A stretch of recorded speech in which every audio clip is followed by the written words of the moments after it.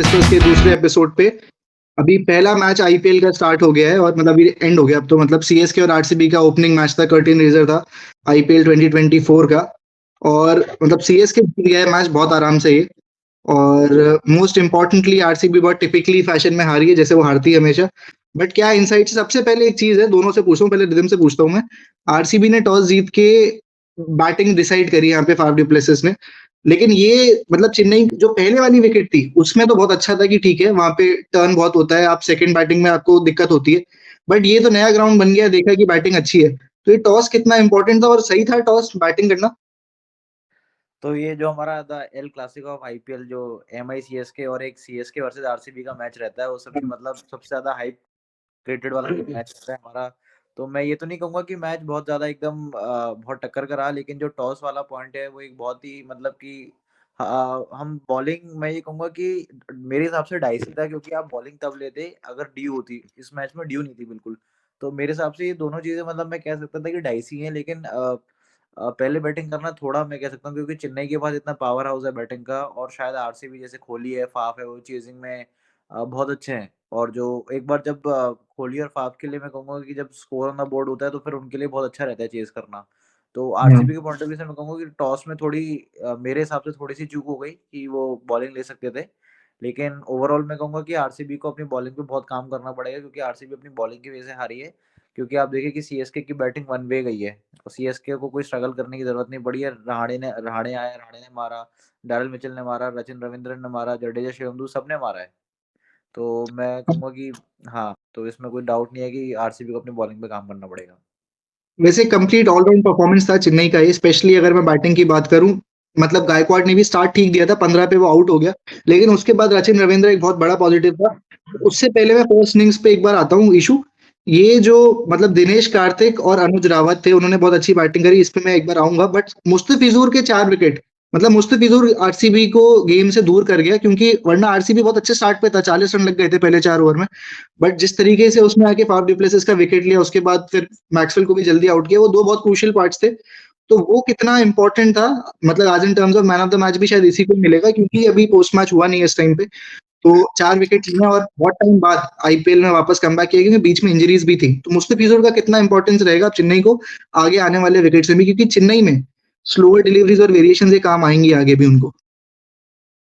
ये बहुत इम्पोर्टेंट था, ये मतलब जो मुस्तफिजुर का वो चौथे ओवर में एकदम से आ जाना, वो बहुत ही क्रूशियल टर्निंग पॉइंट था मुझे, मेरे हिसाब से। क्योंकि वो जैसे ही आए, उन्होंने 2 विकेट ले लिए। पहले फाफ का ले लिया, फिर उसके बाद जब उन्होंने रजत पाटीदार का लिया। रजत पाटीदार को पहली बॉल जो उन्होंने डाली, मुझे उसमें ही दिखा था कि उनका उनका जो लेंथ जा रहा है वो बहुत अच्छा जा रहा है, और दूसरी बॉल पे उनका उन्होंने विकेट ले लिया। तो फिर उसके बाद जब सेकंड ओवर उनका आया, तो उसके उन्होंने उसमें भी 2 विकेट ले लिए। तो मेरे हिसाब से उनका बहुत एक अच्छा स्पेल था। और लास्ट लास्ट में थोड़ा-सा उनका थोड़ी सी उनकी पिटाई हुई, पर ठीक है, वो बहुत ही नॉमिनल था, उसका वैल्यू वो नहीं था। बट क्योंकि लास्ट में रजत और ये, माफ कीजिएगा, रजत बोल रहा हूँ, अनुज और दिनेश कार्तिक ने काफी अच्छा उसको संभाल लिया था। बट मुस्तफिजुर का जो था, और मुझे लगता है कि काफी क्रूशियल था, और आने वाले पूरे आईपीएल के उसमें मुझे लगता है कि पर्पल कैप के वो कंटेंडर रह सकते हैं। फिलहाल इस समय तो 4 विकेट हो गए पर्पल कैप, मतलब उनके नहीं पास ही नहीं, मैं होंगी। हाँ सिर्फ फर्स्ट मैच के बेसिस पे नहीं कह रहा हूँ, बट जिस लेयर में वो दिखे, और जो उनको बॉलिंग का पूरा ऐसे सही बैठ रहा था उनका पूरा, मुझे लगता है कि वो रह सकते हैं।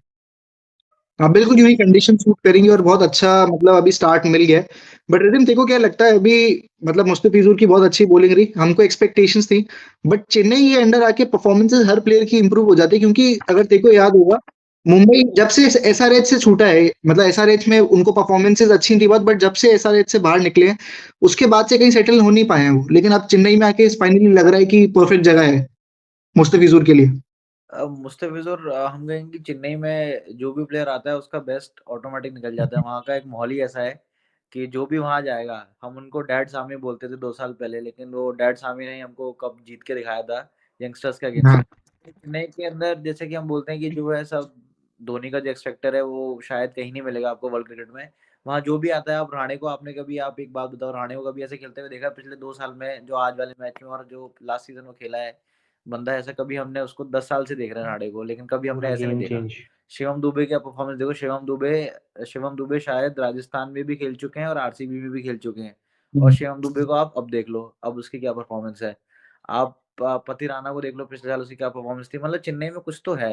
अब राइडू तुषार प्लेइंग देशपांडे आप तुषार देशपांडे की बॉलिंग के तुषार साथ उन्होंने देशपांडे, पूरा आप किसी भी प्लेयर का नाम लो और चेन्नई के अंदर आके एनवायरनमेंट ऐसा बन जाता है कि वहाँ सब कुछ चिल है, वहाँ इतना कोई वो नहीं होता, और चेन्नई में आके हर कोई परफॉर्म कर देता है।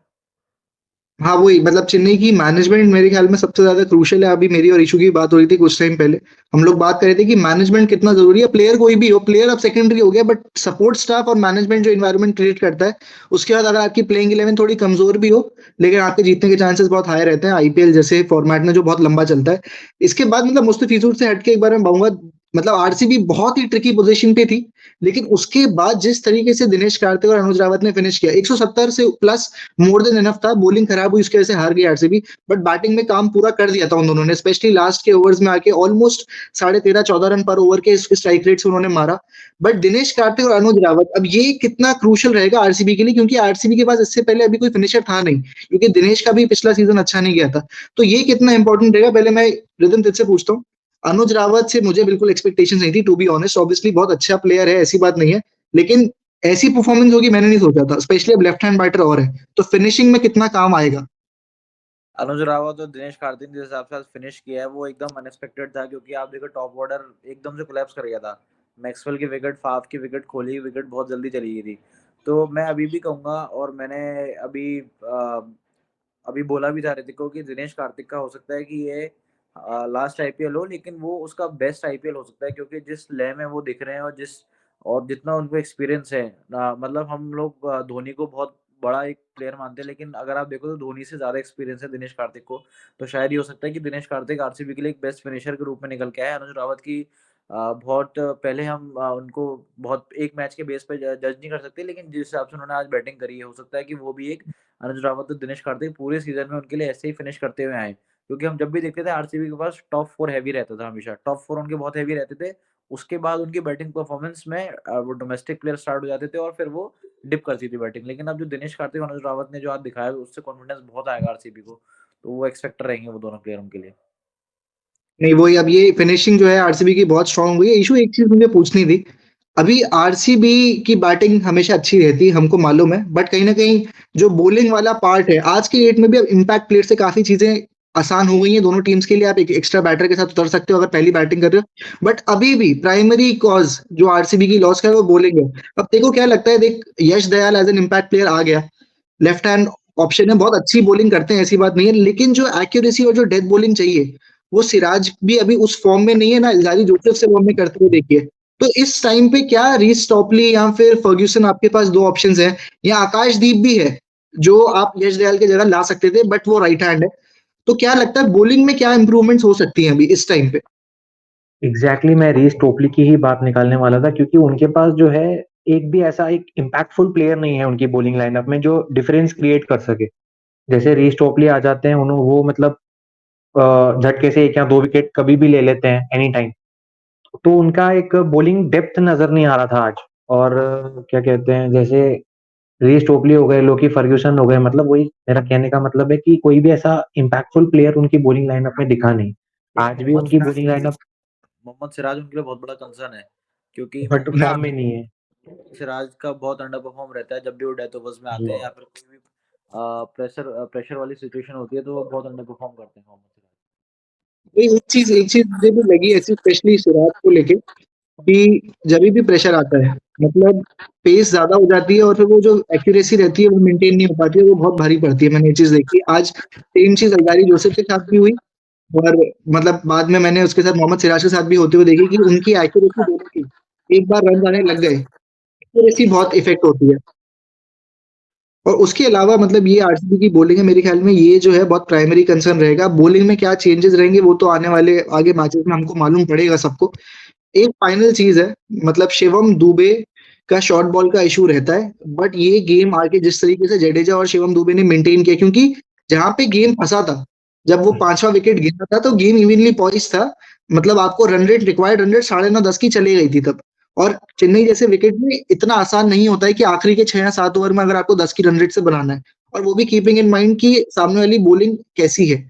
तो उस हिसाब से मुझे लगता है कि आरसीबी के पास वहाँ अपॉर्चुनिटी थी, बट शिवम दुबे और जडेजा ने जिस तरीके की परफॉर्मेंस करी, उसके वजह से मुझे लगता है कि वो बहुत आगे निकल के गेम में। और जडेजा के ऊपर रिदम क्या कहना चाहेगा? वो सिंगल्स का तू मुझे बता रहा था कि सिंगल्स जिस तरीके से लेता है, गेम चलाता रहता है वो, इसके वजह से मेरे ख्याल में काफी बड़ा डिफरेंस क्रिएट हुआ है आज।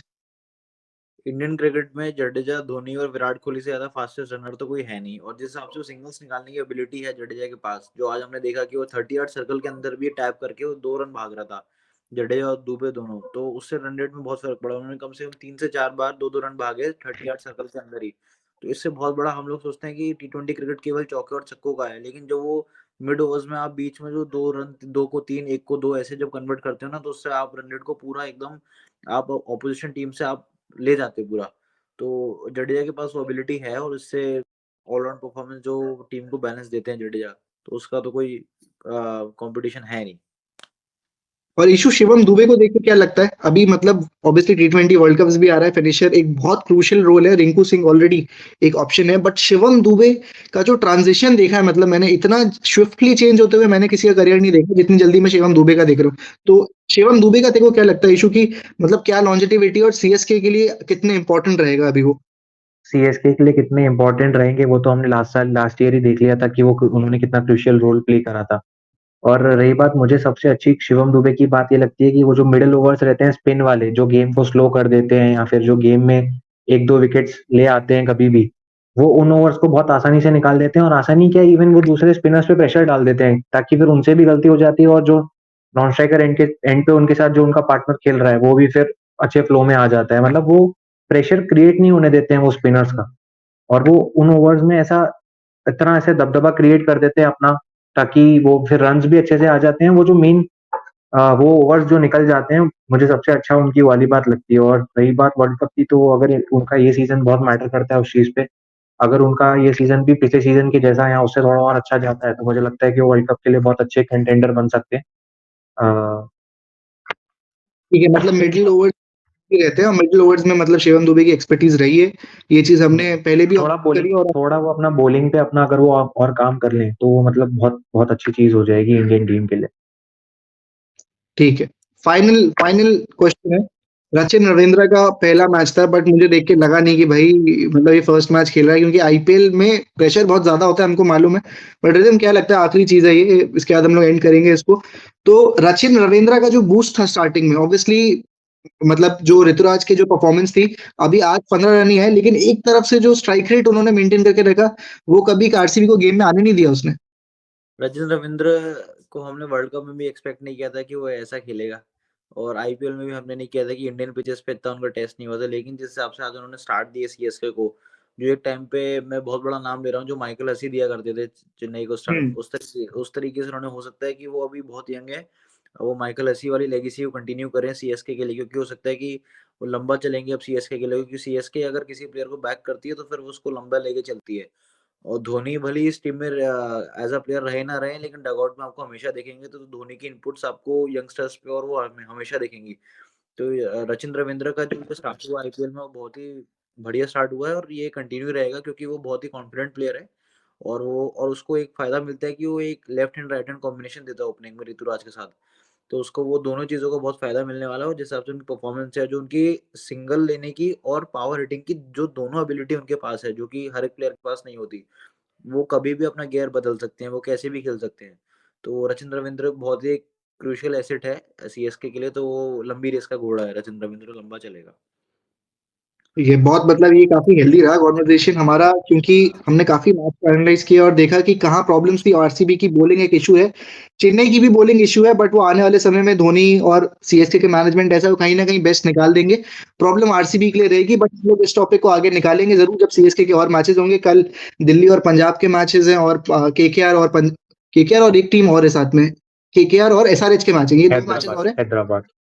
हाँ, तो हम लोग इस पे ही बात करेंगे, बट फिलहाल इस वीडियो में इतना ही, और हम लोग वापस और मैचेस के साथ लौटेंगे इस वीडियो में। तो अगर वीडियो अच्छी लगी हो तो आप विकेट विस्पर्स के चैनल को और इंस्टाग्राम पेज को लाइक और सब्सक्राइब करिए, और बने रहिए यूट्यूब चैनल पे। हम लोग आते रहेंगे ऐसी और वीडियोस के साथ। Thank you.